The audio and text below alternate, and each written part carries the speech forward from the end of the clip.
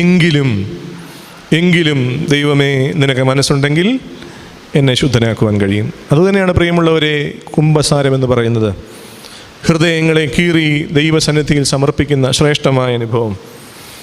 അത് പരീക്ഷനെ പോലെയല്ല, ചുങ്കക്കാരനെ പോലെ കർത്താവെ ഞാൻ പാപിയാകുന്ന മനുഷ്യനാകുന്നുവെന്ന് സ്വർഗസ്ഥനായ പിതാവിൻ്റെ മുൻപിൽ ഏറ്റുപറയുമ്പോൾ അവിടെ കർത്താവ് തിരികെ പറയുന്ന ഉത്തരമുണ്ട്, എനിക്ക് മനസ്സുണ്ട്, നീ ശുദ്ധനാകുക. അടുത്തതായി കർത്താവ് ചെയ്തത് എന്താ? അവനെ തൊട്ടു, അവൻ ശുദ്ധനായി തീർന്നു. അതിന് ഒരു വാക്കിൽ ആ കൗദാശിക അനുഭവത്തെ നമുക്ക് വിളിക്കാം വിശുദ്ധ കുർബാന അനുഭവമെന്ന്.